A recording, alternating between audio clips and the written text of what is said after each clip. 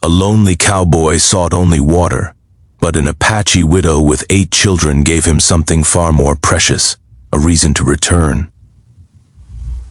The Arizona sun had been merciless all day, beating down upon the cracked earth like a hammer against an anvil. Thomas Callahan rode his tired mare across the endless stretch of desert, his canteen nearly empty and his supplies running dangerously low. He had been traveling for 3 days since leaving Tucson, heading north toward the mining camps where he hoped to find honest work. Thomas was not a young man anymore. At 42 years old, he had spent the better part of his life driving cattle across the territories, working ranches from Texas to Montana. But those days were fading like the desert sunset. His joints ached, his back troubled him on cold mornings, and the loneliness of the trail had begun to weigh heavy upon his weathered soul. As twilight painted the sky in shades of orange and purple, Thomas spotted a thin column of white rising from behind a cluster of rocky hills. Where there was fire, there were people, and where there were people, there might be water, and perhaps a meal. He guided his mare toward the hills, his hand resting cautiously on the revolver at his hip. These were dangerous times in the territory. The Apache Wars had officially ended years ago, but tensions between settlers and native peoples remained thick as morning fog. What Thomas found when he crested the hills surprised him. A small adobe dwelling sat nestled against the rocks, its walls worn but sturdy. A garden of corn and squash grew in neat rows nearby, fed by a small spring that trickled down from the hillside, and there, standing before the modest home, was a woman watching his approach with careful eyes. She was Apache. That much was clear from her dress and the way she wore her dark hair. But what struck Thomas most was the calm dignity in her bearing, the quiet strength that seemed to radiate from her like heat from summer stones. Behind her, faces appeared in the doorway and windows of the adobe home. Children. Thomas counted them quickly, 8 in total, ranging from a tall boy who looked nearly grown to a small girl barely past walking age. Thomas stopped his horse at a respectful distance and raised his hand in greeting, showing he meant no harm. "Evening, ma'am," he called out, his voice rough from days without conversation. "I don't mean to trouble you. Just passing through and saw your fire. Wondered if I might water my horse at your spring." The woman studied him for a long moment, her dark eyes taking his measure. Thomas felt as though she could see straight through to his bones, reading every deed he had ever done, good and ill alike. Finally she nodded. "Water your horse," she said, her English clear though accented. "The spring is there." Thomas dismounted slowly, leading his mare to the spring. The water was cool and clean, and his horse drank gratefully. Thomas filled his canteen, then splashed water on his face and neck, washing away the dust of the trail. When he turned back, he found several of the children had crept closer, watching him with a mixture of curiosity and caution. The oldest boy, perhaps 17, stood protectively near his mother, his jaw set firm. "Thank you kindly," Thomas said, tipping his hat. "I'll be on my way now. Don't want to impose." He put his boot in the stirrup to mount, but the woman's voice stopped him. "Wait." Thomas turned. The woman had moved closer, and he could see now the lines of hardship etched into her face, the gray that touched her temples. She had known suffering, this woman. But she had not been broken by it. "You have far to ride?" she asked. "Another 2 days at least," Thomas admitted, heading for the copper camps up north. The woman looked at the sky, where the first stars were beginning to appear. Then she looked at his horse, its head hanging with exhaustion. Finally, she looked at Thomas himself, and something in her expression softened just slightly. "Please stay one night," she said. "The desert is no place to travel in darkness. There are wolves in these hills, and worse things. You and your horse need rest." Thomas hesitated. He had learned long ago to be careful about accepting hospitality in unfamiliar places. But there was something in the woman's offer that felt genuine, a kindness extended without expectation of return. "I wouldn't want to put you out," he said. "You've got enough mouths to feed without adding mine." "We have enough," the woman replied simply. "I am called Morning Star. These are my children. My husband was killed 4 winters ago by soldiers who thought he was a raider. He was not.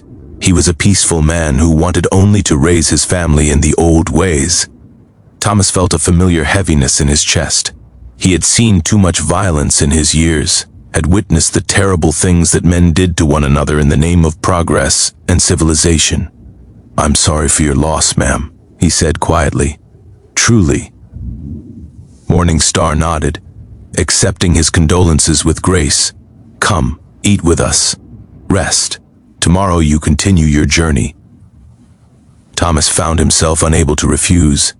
He unsaddled his mare and hobbled her near the spring where she could graze on the sparse grass. Then he followed Morning Star into her home. The interior of the adobe was modest but clean. Blankets hung on the walls for warmth, and a fire crackled in a stone hearth, filling the space with warmth and light. The children gathered around, their earlier caution giving way to curiosity. Morning Star introduced each of them in turn. The oldest was Black Crow, the protective boy Thomas had noticed earlier. Then came 2 girls, Singing Bird and Little Deer, both in their teenage years. After them were 3 more boys, Running Wolf, Swift Eagle, and Laughing Bear, ranging from 12 down to 7. The youngest were twin girls called Star Child and Moon Child, barely 4 years old. Thomas sat near the fire as Morning Star prepared a simple meal of corn cakes, beans, and roasted rabbit. The children peppered him with questions about his travels, about the towns he had seen, and the people he had met. He answered them patiently, finding himself enjoying their company more than he had expected. "You fight in wars?" Black Crow asked suddenly, his tone challenging. Thomas met the young man's eyes steadily. "I did. Long time ago. Fought for the Union in the rebellion back east. After that, I just wanted peace. Been working cattle ever since, trying to live quiet." "You kill Apache people?" Black Crow pressed. "Son," Thomas said carefully, "I never raised my hand against any man who wasn't trying to harm me first. White, Apache, Mexican, makes no difference to me. A man is a man, regardless of how he looks or where he comes from. I learned that lesson hard, and I've tried to live by it." Morning Star placed a hand on her son's shoulder. "Enough questions. Let our guest eat in peace."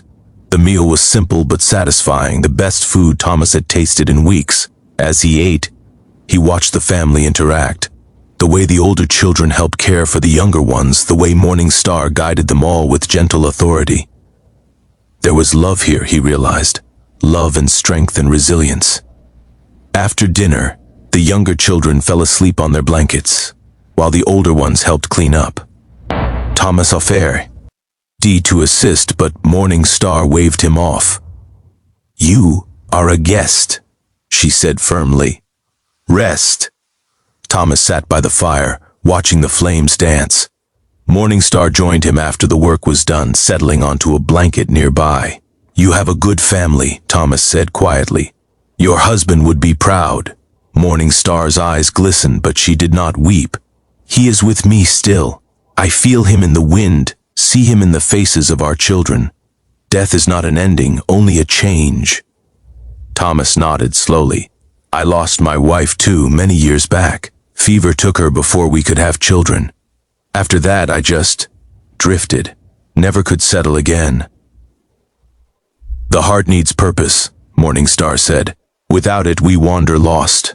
They sat in companionable silence for a time, 2 people who had known loss and found a moment of connection in the vast loneliness of the frontier.